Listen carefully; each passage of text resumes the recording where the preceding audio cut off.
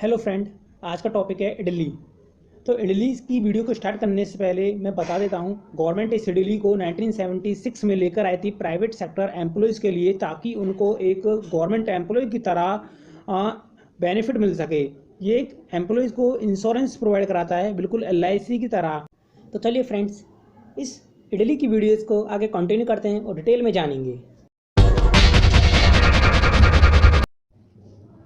इडली हमारी गवर्नमेंट एक private sector salaried employees के लिए इस इडली स्कीम को लेकर आई थी, क्योंकि ताकि उनको भी एक गवर्नमेंट एम्प्लॉय की तरह जॉब में बेनिफिट मिल सके। इसके लिए गवर्नमेंट इस प्राइवेट सेक्टर एम्प्लॉयज़ के लिए इस स्कीम को 1976 में लेकर आई थी। प्राइवेट सेक्टर एम्प्लॉयज़ को एक सुरक्षा प्रदान करने के लिए इस स्कीम को लाया गया था, ताकि वो अपने फ्यूचर में अपना जीवन आराम से कंटिन्यू कर सके। तो इस स्कीम के अंदर सिर्फ वही कंपनियां कवर होंगी जिसके अंदर 20 या 20 से ज़्यादा एम्प्लॉय वर्कर होंगे। सिर्फ उन्हीं कंपनियों में ये इडली एप्लीकेबल होगा।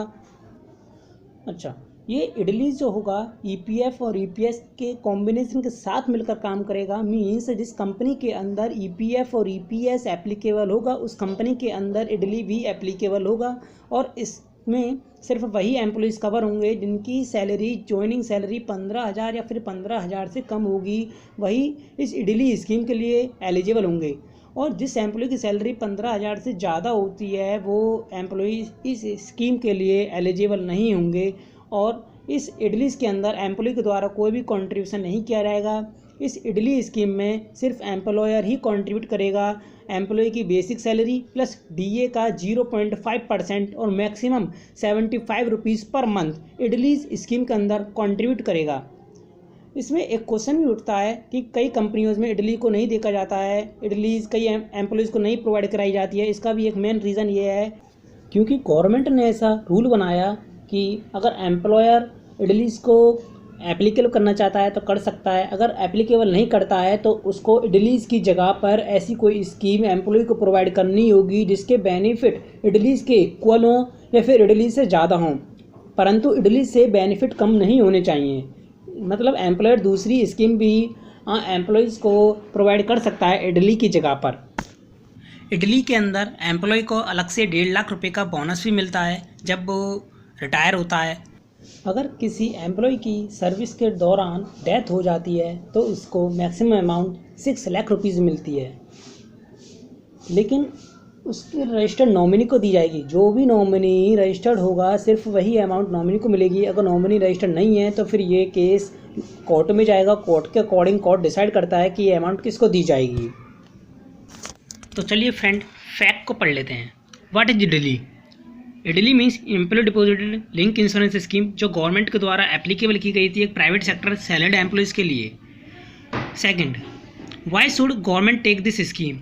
गवर्नमेंट इस स्कीम को प्राइवेट सेक्टर एम्प्लॉयज़ के लिए लेकर आई थी ताकि उनको गवर्नमेंट एम्प्लॉय की तरह एक बेनिफिट दिया जा सके। Third, which company cover this scheme? Every company cover this scheme जिसमें 20 या 20 से ज़्यादा एम्प्लॉय वर्कर होंगे।